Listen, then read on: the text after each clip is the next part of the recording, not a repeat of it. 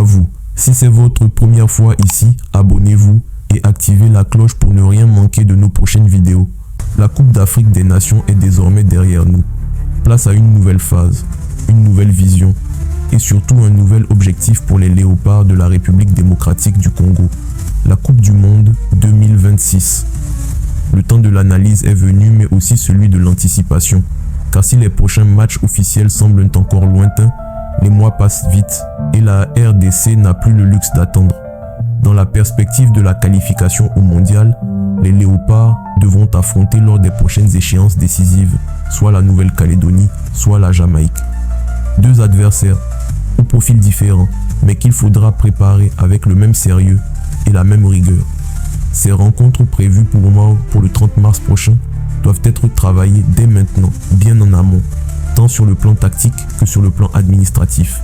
Car au-delà du terrain, un autre chantier s'impose avec urgence, celui des renforts.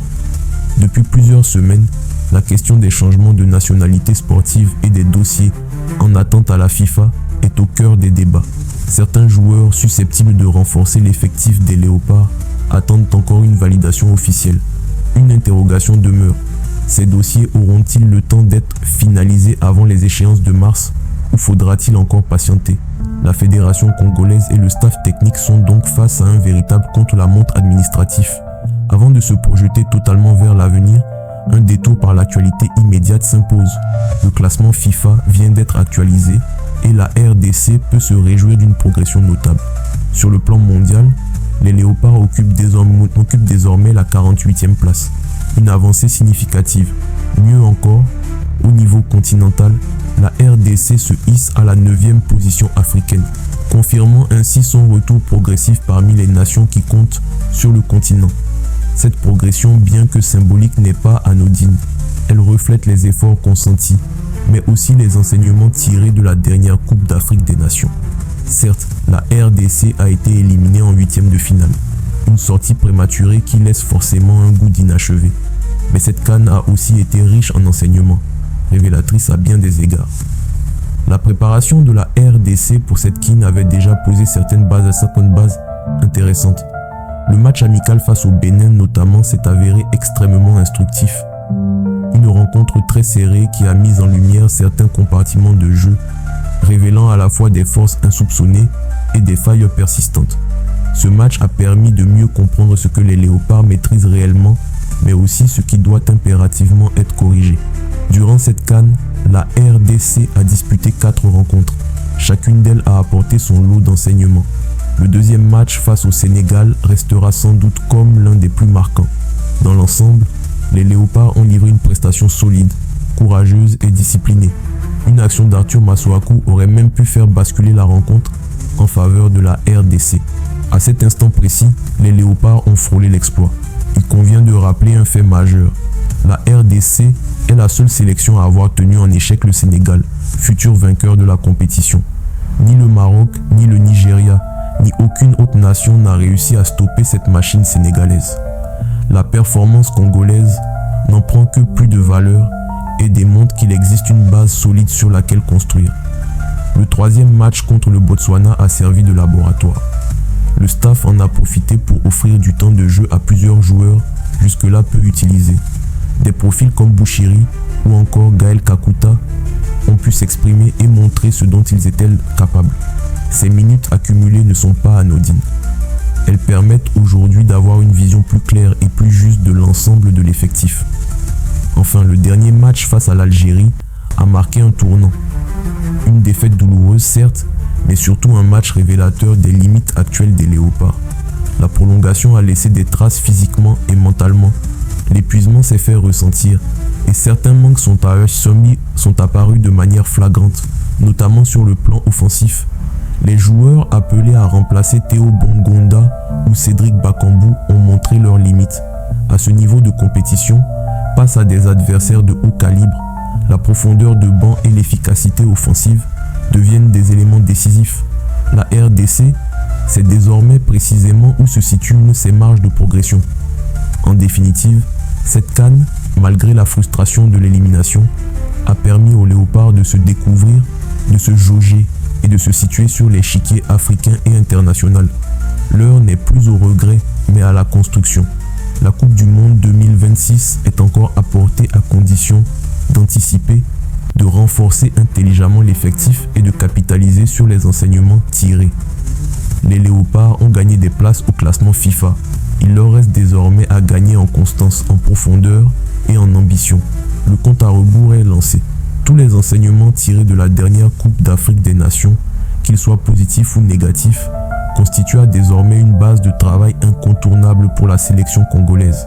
Ces constats devront impérativement être pris en compte par le sélectionneur national Sébastien Desabre, véritable patron technique des Léopards, à l'approche de l'échéance capitale du mois de mars. Contrairement à la CAN, il ne s'agira plus d'une phase finale avec une marge de manœuvre ou une possibilité de rattrapage. Le rendez-vous de mars sera brutal, direct et sans appel. Un seul match, un match coup près qualificatif pour la Coupe du Monde 2026. Le vainqueur décroche son billet pour le mondial. Le perdant, lui, devra se contenter de regarder la compétition à la télévision. Le contexte impose donc une exigence maximale. Dans cette optique, la RDC a tout intérêt à corriger ce qui n'a pas fonctionné lors de la CAN, tout en consolidant et en valorisant les points forts observés durant la compétition. Sur le plan défensif, les signaux sont clairement positifs. La charnière centrale composée de Chancel Mbemba et d'Axel Toanzebe a donné entière satisfaction.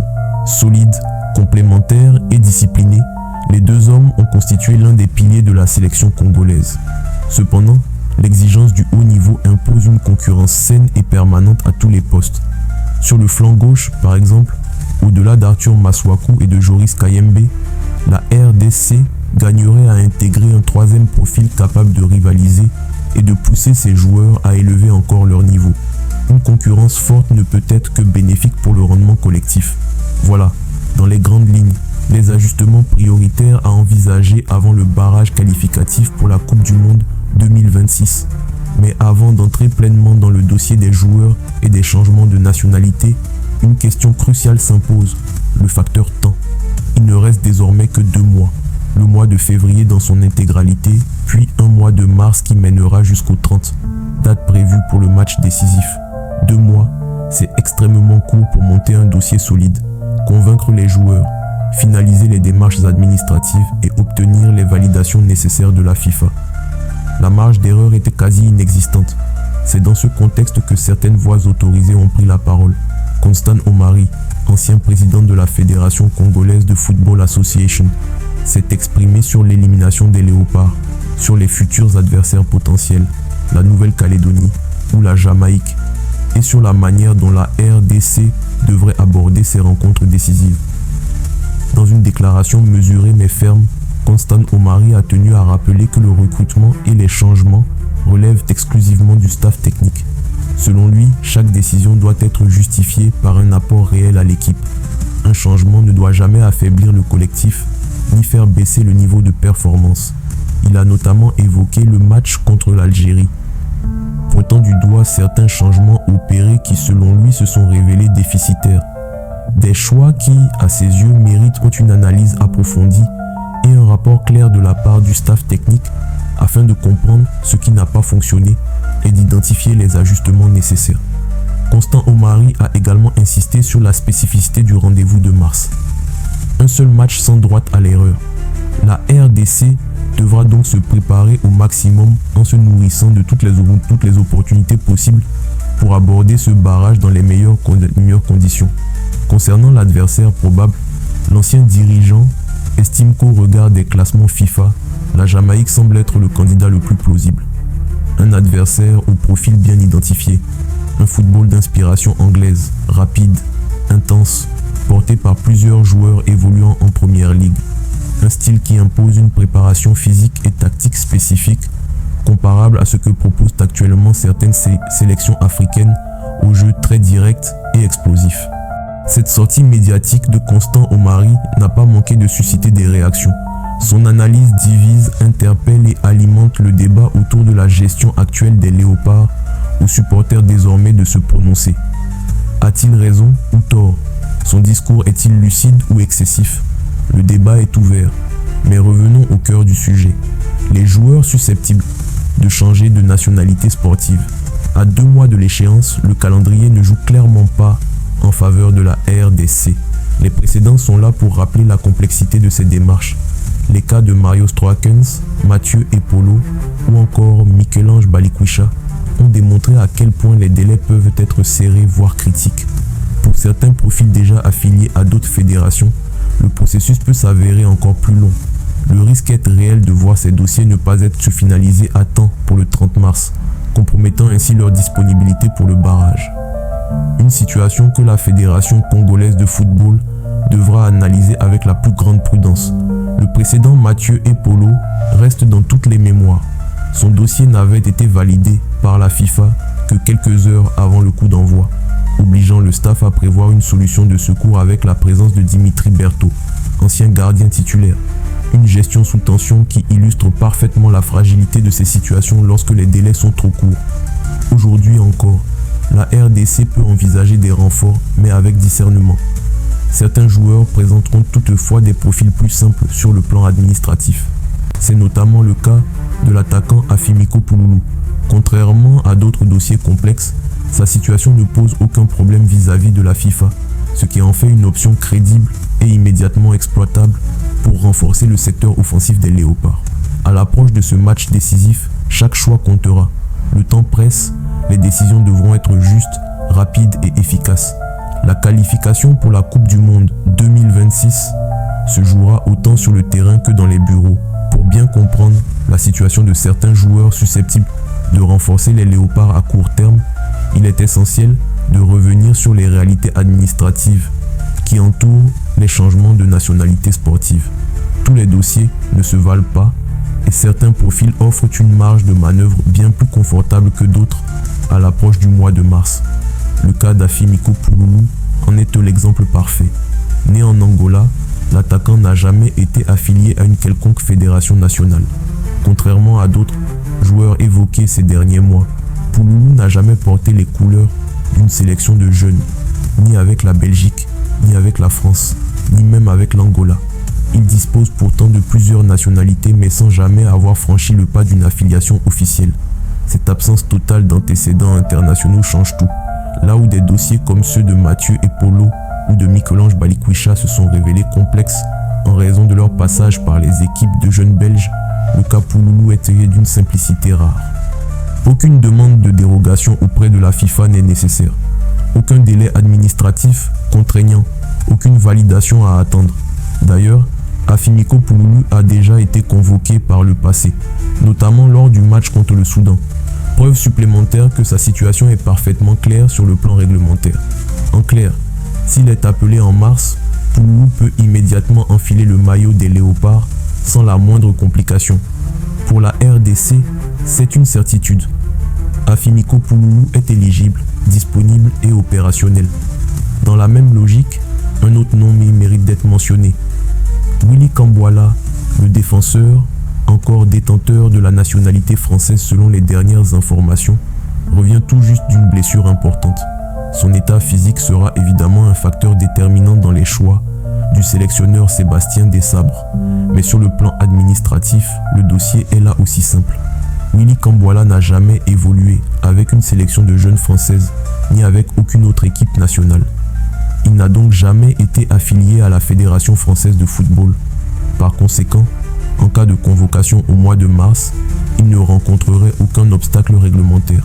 Son cas est comparable à celui d'un joueur totalement libre de choix, pouvant représenter la RDC sans passer par un processus lourd auprès de la FIFA. Si le staff technique juge qu'il est prêt physiquement, Willy Kambwala peut être intégré sans délai, un atout négligeable dans un contexte où le temps est compté. Ces deux dossiers, Pouloulou et Kambwala, apparaissent donc comme des solutions propres, rapides et sécurisées. Mais tous les profils ne présentent pas la même facilité. Et c'est précisément là que se pose le cas beaucoup plus délicat d'Anthony Moussaba. Actuellement, Anthony Moussaba est sans doute l'un des joueurs congolais les plus en vue du moment. Tout juste transféré à Fenerbahçe, le milieu offensif a rapidement trouvé sa place dans le 11 titulaire. En seulement 3 matchs, il affiche déjà un bilan très prometteur. Un but et une passe décisive. Une adaptation express qui témoigne de son talent, de sa vivacité et de son impact immédiat. Mais au-delà de ses performances, Un élément interpelle particulièrement l'ouverture claire du joueur envers la sélection congolaise. Anthony Moussaba n'a jamais caché son intérêt pour les Léopards. Il a même publiquement déclaré attendre un appel de la sélection nationale, s'interrogeant sur le suivi réel de ses performances par les instances congolaises. Jusqu'ici, aucun contact officiel n'a été établi. Sportivement, Moussaba coche de nombreuses cases. Percutant, rapide, puissant, capable de créer le danger balle au pied, il pourrait représenter une plus-value réelle dans un secteur offensif qui a parfois manqué d'efficacité lors de la dernière CAN. D'autant plus que certains joueurs attendus n'ont pas totalement répondu aux attentes. Ryan Bayaye, Michel Ange Balikwisha, Meshak Elia ou encore Nathanaël Mbuku ont livré des prestations jugées globalement moyennes. Cependant, le dossier Moussaba est loin d'être simple. Le joueur possède une double éligibilité, la RDC et les Pays-Bas. Il a en effet évolué avec les équipes de jeunes néerlandaises, notamment avec les U21 autour de l'année 2021. Cette affiliation rend toute convocation immédiate impossible sans validation préalable de la FIFA. Nous sommes actuellement à la mi-janvier. Théoriquement, un dossier pourrait être monté, étudié et soumis dans les délais, mais le calendrier est extrêmement serré. Chaque jour compte. Le moindre retard administratif pourrait compromettre sa disponibilité pour le match couperet du 30 mars. C'est pourquoi ce dossier exige une réaction rapide, stratégique et coordonnée de la part de la direction technique et de la Fédération congolaise de football. Attendre davantage, c'est prendre le risque de voir le joueur s'installer durablement dans une autre dynamique internationale, voire de perdre définitivement une opportunité précieuse.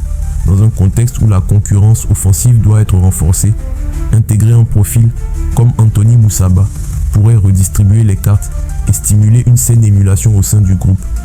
Encore faut-il agir maintenant. Pour l'heure, l'analyse se concentre volontairement sur ces trois joueurs Afimiko Pouloulou, Willy Kambwala et Anthony Moussaba. Trois profils, trois situations administratives très différentes, mais un même objectif, renforcer les Léopards avant le barrage décisif pour la Coupe du Monde 2026. La suite de cette réflexion se fera progressivement, chaque moment. D'autres joueurs susceptibles de rejoindre la sélection seront analysés avec un regard précis sur leur éligibilité FIFA, leur performance sportive et leur potentiel impact. L'enjeu est trop important pour laisser place à l'improvisation. Enfin, la parole revient aux supporters. Comment jugez-vous la progression actuelle des Léopards de la RDC? Êtes-vous optimiste pour la suite? Votre avis compte pour n'oublier de vous abonner. Au revoir et à la prochaine.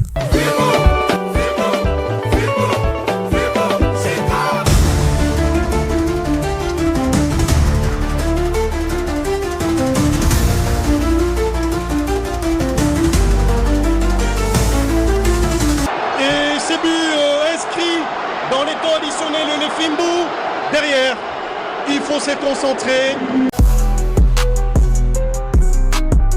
Barrage intercontinental plutôt, ce sera